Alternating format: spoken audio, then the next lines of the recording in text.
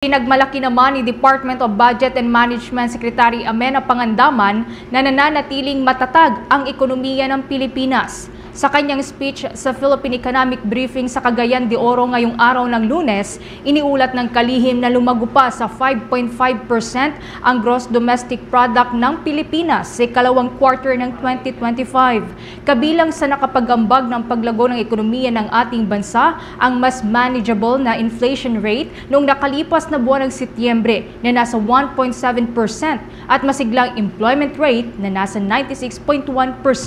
Narito ang bahagi ng naging speech ni Budget Secretary Amena Pangandaman. The Philippine economy remains resilient, expanding by 5.5% in the second quarter of 2025. Inflation has reached a manageable rate at 1.7% in September of this year.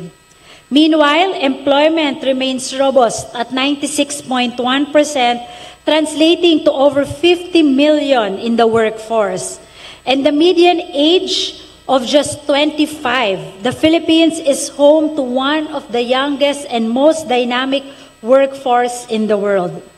Aside from these macroeconomic fundamentals, we recognize that government spending is a powerful tool for stimulating economic growth, attracting investments, and building investor confidence.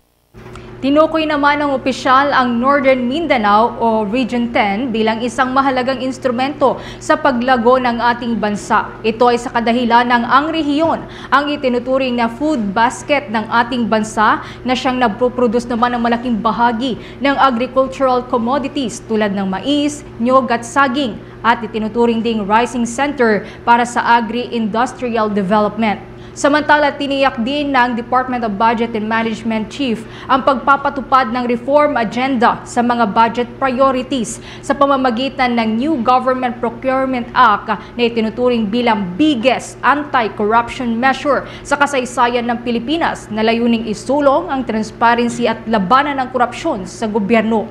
Layunin rin ng naturang batas na gawing digitalize at mapabilis pa ang procurement process.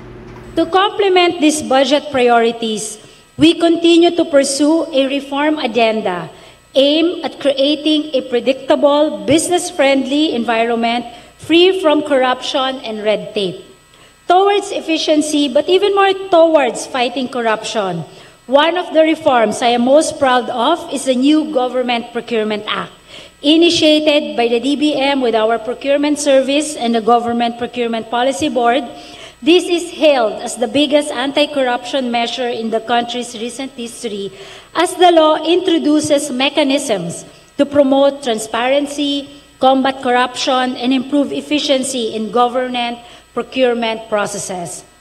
With the NGPA, we now have stronger safeguards against corruption. Bagi po yan naging talumpati ng Department of Budget and Management Secretary Amena Pangandaman sa ginanap nga pong Philippine Economic Briefing sa Cagayan de Oro.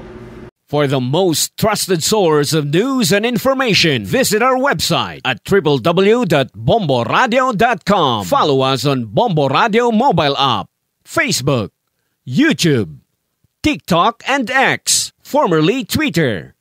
Like, share, and stay connected. Anytime, anywhere.